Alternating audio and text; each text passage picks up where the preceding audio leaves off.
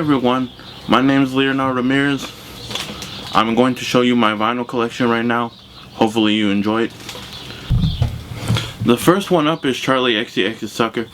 If you're wondering why it's not open, it's because when I bought this, it was a very busy time during my life. And I just had a lot of things going on, and I didn't get around to opening this. I don't even think I'm going to open it now, because from what I've heard, this is pretty expensive. And I'm not going to sell it, but I don't have a lot of things that are fairly expensive, so I'm just going to keep this wrapped up. My favorite songs on this album are Gold Coins, Body of My Own, and Doing It. I know a lot of people, they say this isn't as good as True Romance, but I think they're both equally as good. I'm a big fan of what she did after this. I'm a big fan of the projects she did. They were a lot more experimental, had a lot more of like hyper pop stuff going on when she started working with PC Music, but I like the early stuff too. This is True Romance, the first album on Charli XCX's. This album's pretty good. Like I said, I like her stuff that she did later. My favorite songs on this album are Nuclear Seasons, Take My Hand, and Lock You Up. This is a pretty good album, but you know, it's just her first album, but it's pretty good. I can't. And this is of course Pop 2 and Number 1 Angel, when she started getting into the weird stuff. I think, actually I believe Vroom Vroom came out first, but this is when she started getting into her weird stuff. And this is when I really started getting into her. I could show you the vinyls later. I believe one of them's red and the other one's clear, but I could show you the vinyls later to see what they look like. This is what the insides look like. You know, I'm a big fan of hers. I have almost every vinyl of hers except for her newest album, How I'm Feeling Right Now. That should be coming in a couple of days though. So, almost all of her albums. This is one that I really like too.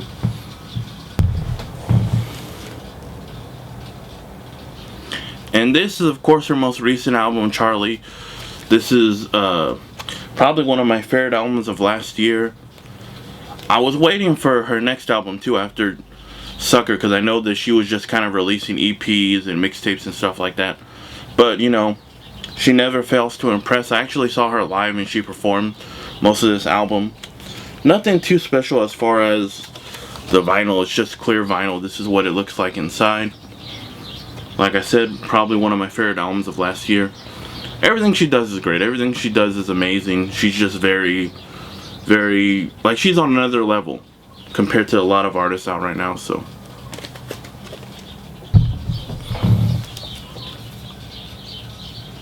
And the most recent album I got, finishing off the Charli XCX vinyl until How I'm Feeling Right Now comes, is her Vroom Vroom EP. I know for the longest time this was out of print and like the resale value was a lot. I just got this, that's why it's not open yet, but I finally got it on Record Store Day. I can't wait to hear how it sounds. So yeah, that's all of the Charli XCX vinyl as of right now. This is of course Be They by Beyonce.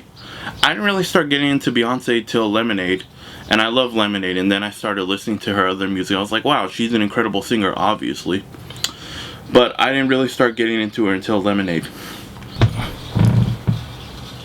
Next we have Carly Rae Jepsen's Emotions, Carly Rae Jepsen's Dedicated, and then Carly Rae Jepsen's Dedicated Side B.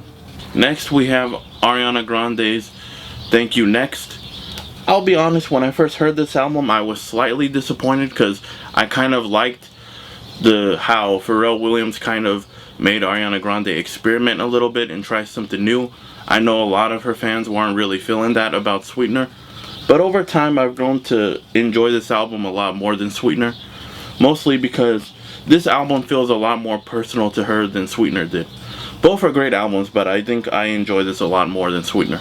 My favorite songs on this album are NASA, Needy, and Seven Rings. The next album I have here is Lady Gaga's Chromatica. I don't know why I own this version of it. Like, I love the album, but I just hate that I bought this version of it, because I'm never going to take this out. I'm never going to take it out of the packaging. It just seems a little bit too precious. I feel like I'm going to break the vinyl, so it's just kind of going to stay there. It's going to stay inside there. I mean, I got it on iTunes, but still. It's just gonna stay in there because I'm too afraid of breaking it. Now we have what might easily be my favorite album of this year, Dua Lipa's Future Nostalgia. I was a big fan of her last album, but this one I feel like she really found her voice, and she really found a way of blending that like 80s sounding synthesizers and 80s sounding dance music, similar to Carly Rae Jepsen, but still having her own unique spin to it. So this easily is my favorite album of this year. I can't wait to see what she does next. It sucks that coronavirus happened because you're not going to see her live. I saw her live a couple years ago and she was amazing. So I can't imagine what she would sound like live performing this and how amazing it would sound live. But anyways, Future Nostalgia, Dua Lipa. Next we have Janelle Monáe's Dirty Computer. Janelle Monáe is one of my favorite artists right now. I got to see her live when she was the opening act for one of my favorite band of Montreal. And she was incredible live. Like, she puts on such a wonderful show. And she's just an amazing artist. And I was waiting for when she was going to catch on to everyone else. Because I was like, this woman is out of this world. So I'm so glad that she's popping and she's everywhere now. And she's, you know, everyone has caught on. So I'm very happy for her. And this album's fantastic. This album is brilliant. This album's amazing. It features, you know, Janelle Monáe's signature voice and how she's so good at blending different styles of music. And it's just an incredible album. Next we have Tommy Genesis' debut album. I saw her live when I went to go see Dua Lipa a couple years ago. And I just thought she was amazing. I also saw her in Oakland a couple years. This is her debut album. It's really good. I don't know if I could show this album cover on YouTube. I don't know what's appropriate or what's not appropriate. But anyways, the next album here is Robyn's Body Talk Part 1 and 2. I've never really been into Record Store Day. It just seems like a lot of trouble. And there's all these scalpers. To me, it just has kind of a negative energy. But this is one of my favorite albums of all time, so I had to get this when it came out on Record Store Day. Yeah, I bought it on eBay, so you know the scalpers raised the prices a lot. But to me, it was worth it. I already own this album on CD, so I'm not going to open this either. It's just, it was very important to me that I have this album. It's one of my favorite albums of all time. Robyn's absolutely brilliant. She's never done anything wrong. She's always put out quality music. So yes, one of my favorite albums of all time. This is the remix album of the artist Peaches of her last album, Rub. Peaches is one of my favorite artists of all time. I've been saying that a lot, it seems like.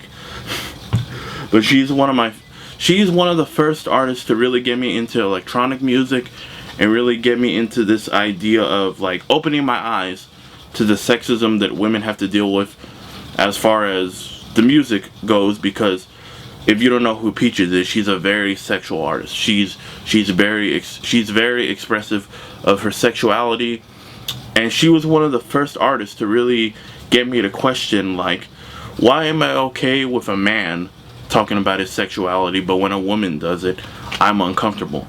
And it really started to open my eyes about all these biases that I might have. And she did it with making really cool electro dance music. So this is, like I said, this is the remix album to her album Rub. I really like it. I think it's amazing. I think it's incredible. I like all the remixes on it. So yes, Peaches, Rub remixed. Next we have Sweetener. This record collection is kind of jumping all over the place. If you don't like that, sorry. But anyways, this is Sweetener. This is the Ariana Grande album that seemed to split a lot of her fans. A lot of her fans, they really loved Pharrell Williams' influence on this album. They really loved his beats. Some fans felt like this album should have been called Pharrell Williams and Friends, featuring Ariana Grande, because his production pretty much overtook the album. I'm kind of in the middle. I really like the beats. I really liked it. At least to me, it feels like it pushed her out of her comfort zone. But there are a couple of songs where I'm like, these beats aren't really working with her voice. Overall, I still enjoy the album a lot, but I can definitely see some of the complaints that her fans have, and I think they're completely valid. I still love this album a lot. I still think it's great.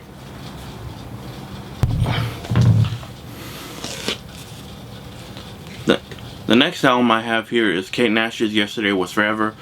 Huge fan of Kate Nash. I don't own a lot of her vinyls, unfortunately, but this is her latest album. This is the one that she got financed through Kickstarter. I was gonna finance it, but I didn't have the money at the time. This is signed by her. It's pretty great. It's a pretty amazing album. I really liked that she got to do what she wanted to do and she wasn't being pushed around by anyone. She's probably mostly known now for being on the show Glow, The Gorgeous Ladies of Wrestling on Netflix. But she's an incredible singer. She put out an album called Made of Bricks that is pretty amazing. But this is her latest album. It's pretty great. Anyways, Kate Nash. Kylie Uchis, Isolation. This woman is an incredible singer. She's brilliant. She sounds like, I don't know, like a Colombian Amy Winehouse. She's amazing. I saw her live. I bought some of her merch. I can't wear any of it at work because it's very adult.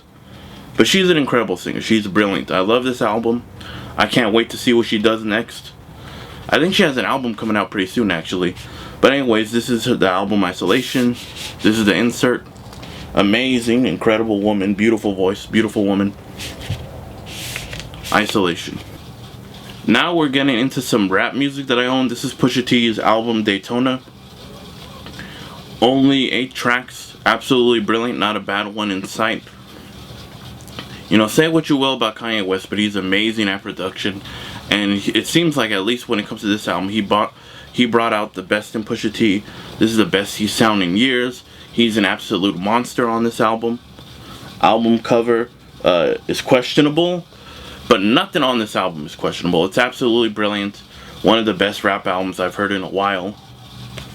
All hail King Push. Next we have Def Grip's Year of the Snitch, an experimental rap group from Sacramento. Definitely not for everyone, but I mean, if you really like experimental rap music, if you really just like music in general that's kind of out there, you know, you need to check out Def Grips. You probably already have. My favorite songs on this album are Ha Ha Ha, Streaky, and Little Richard. Great album, fantastic, amazing.